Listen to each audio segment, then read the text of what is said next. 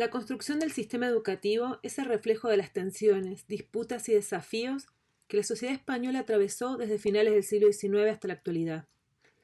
Desde la organización del Estado en diálogo con la corona, desde las izquierdas hasta las derechas, desde las revoluciones, enfrentamientos civiles, dictaduras y democracia moderna, desde el campo a la ciudad, desde el desarrollo productivo, la inclusión hasta la búsqueda de la calidad.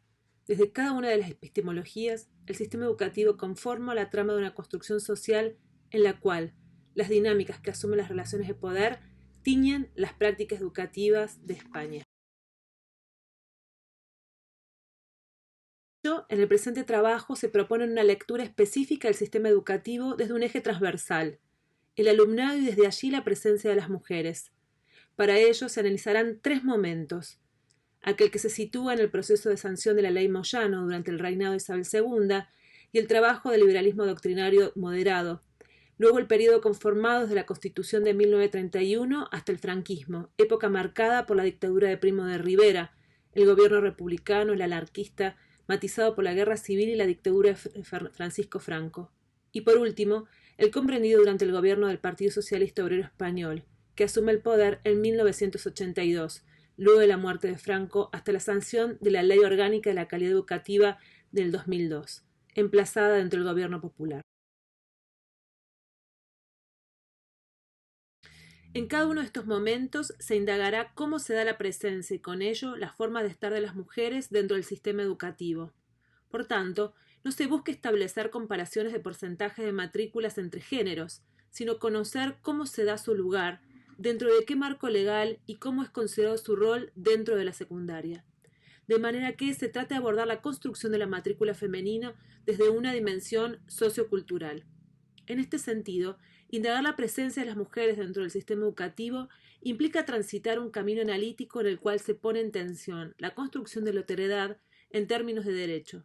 Por tanto, la búsqueda de la igualdad desde el reconocimiento de la diferencia impacta significativamente la construcción de un sistema educativo que define, en su currículum, un determinado sujeto para una determinada sociedad. El primer momento en el que se aborda este trabajo, el camino que se plantea para seguir el análisis, parte de la sanción de la ley Moyano.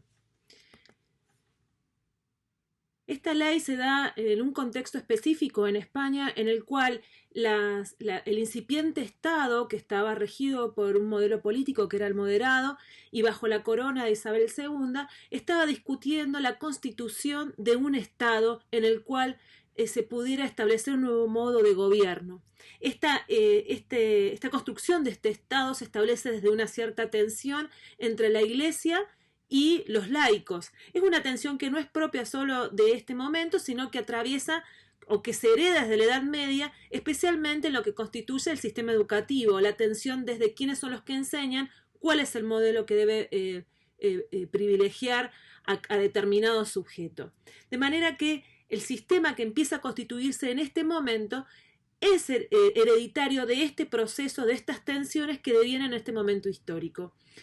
La clase dirigencial que estaba asentada en este momento de las revoluciones, el momento de las profundas transformaciones sociales en pos de pensar un Estado no monárquico, reconocía como clase dirigencial a una cierta aristocracia cerrada, en la cual impulsa, digamos, como clase dominante un conjunto de leyes que les permitía poder consolidarse en el poder.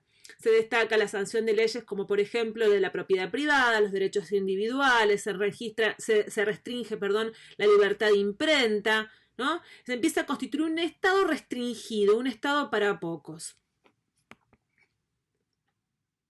La ley Moyano es una de las leyes que se inscribe en este lugar, se llama Moyano porque quien la impulsó es Moyano, y busca mejorar la situación educativa de España, dado que había una profunda, un alto índice de analfabetismo heredado de los sistemas educativos no reglados por el Estado.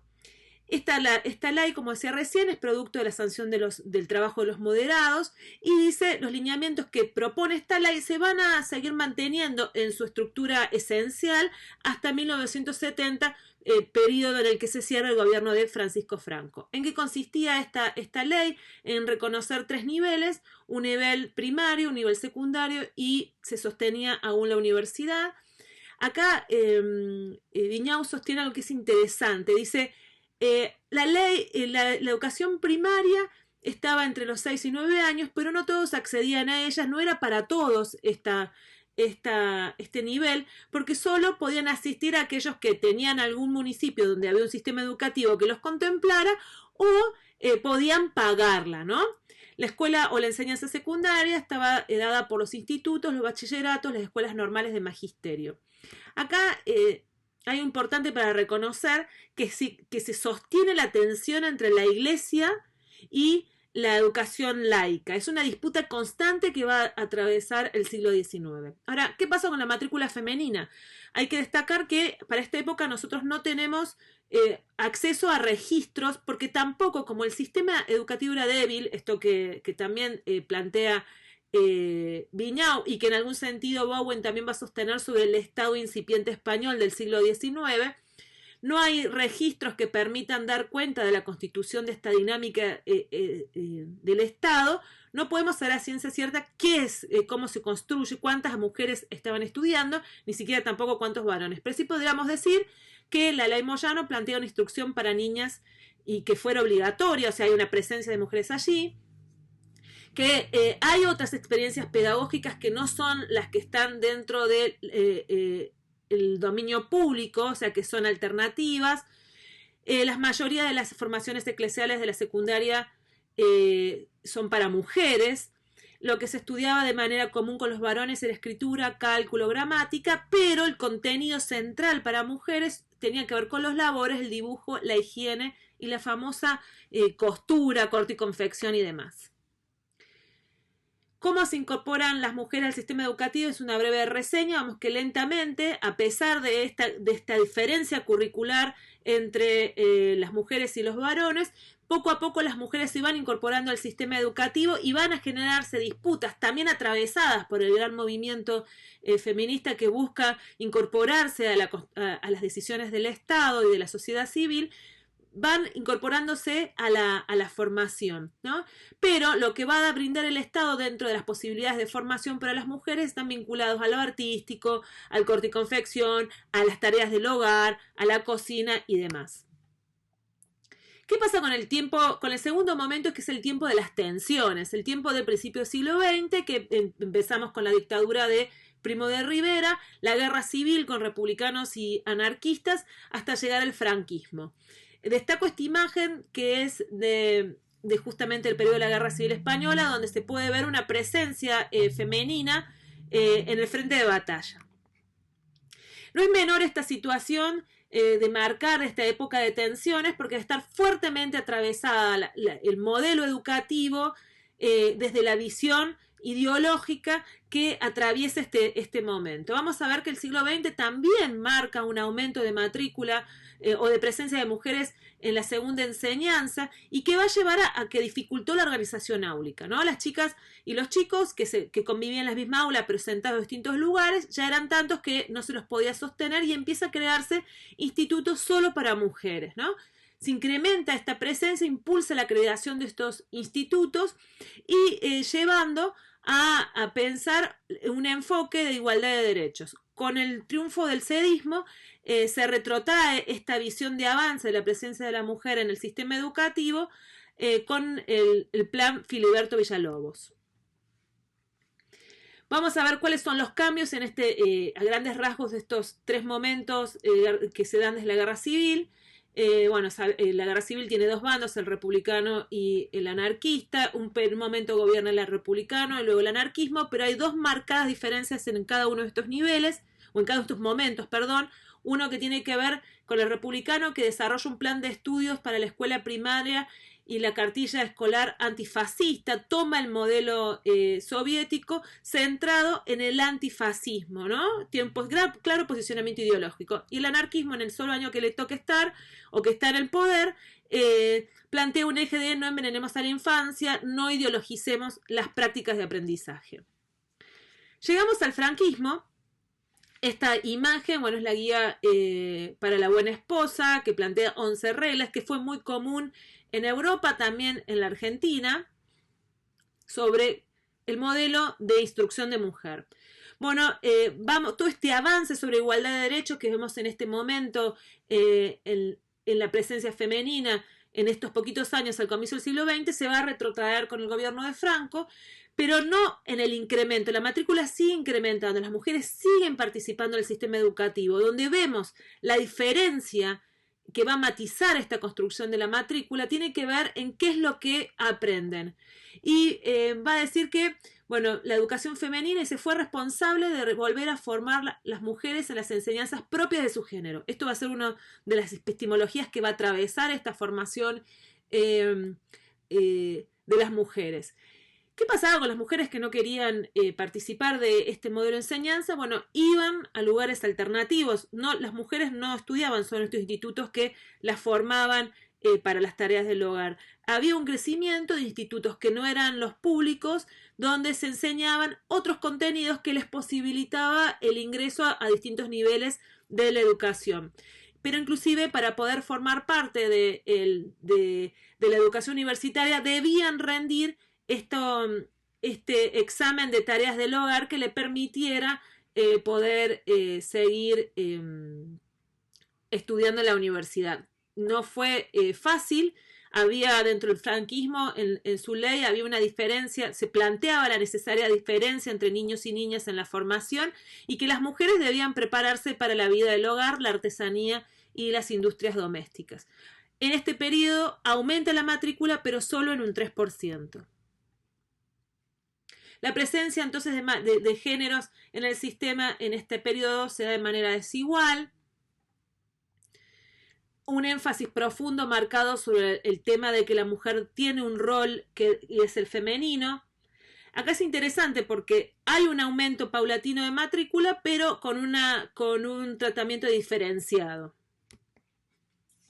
Ahora llegamos, bueno, sabemos que en el periodo de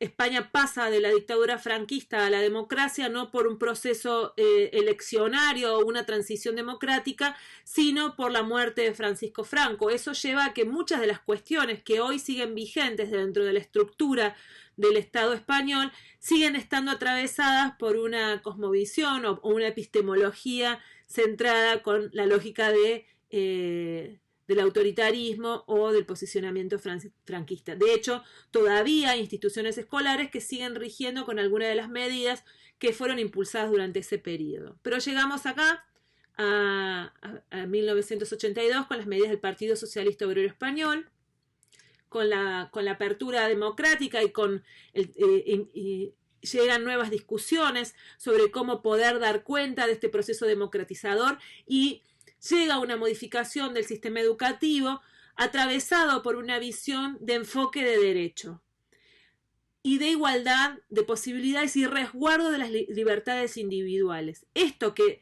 ya venía creciendo la incorporación de las mujeres en el sistema educativo, en la construcción de la matrícula, lleva a que las escuelas fueran mixtas y que permitiera, este dato no es menor, porque que las escuelas sean mixtas permiten que las mujeres tengan acceso a los mismos contenidos que tienen los varones en la formación curricular, es decir, ya no separados en tareas de labores para el hogar y tareas para que tengan que ver con el conocimiento que propendan una construcción científica.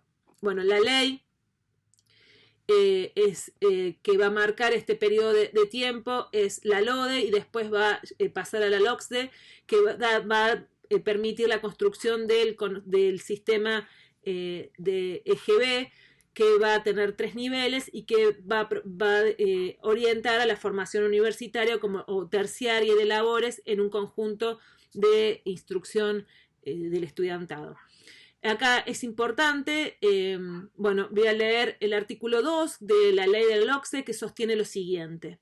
El objetivo primero y fundamental de la educación es proporcionar a los niños y a las niñas, a los jóvenes de uno y otro sexo, una formación plena que les permita conformar su propia y esencial identidad, y así construir una concepción de la realidad que integre a la vez el conocimiento y la valoración ética y moral de la misma. Tal formación plena ha de ir dirigida al desarrollo de su capacidad para ejercer de manera crítica en una sociedad axiológicamente plural la libertad, la tolerancia y la solidaridad. Ya hay un posicionamiento epistemológico dentro del desarrollo de la ley que impulsa acciones centradas desde la igualdad de derecho. Vamos a, por último, si bien el objeto de este trabajo no era comparar varones con mujeres, pero para poder hacer un cierre del crecimiento de la matrícula de incorporación de las mujeres al sistema educativo, podemos marcar que a 1990, en ese periodo, el 90% creció el alumnado femenino en un 90% a partir de los 16 años.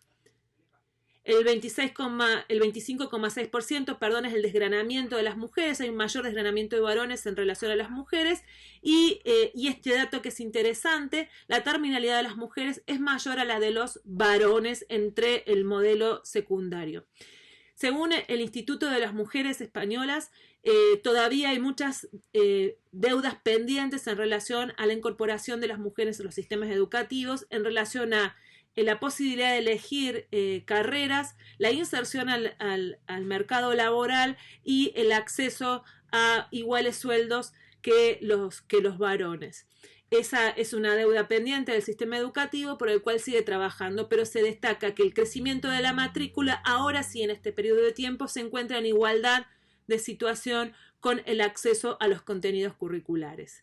Bueno, agradezco la escucha de esta presentación. Ha sido un placer este momento de trabajo conjunto.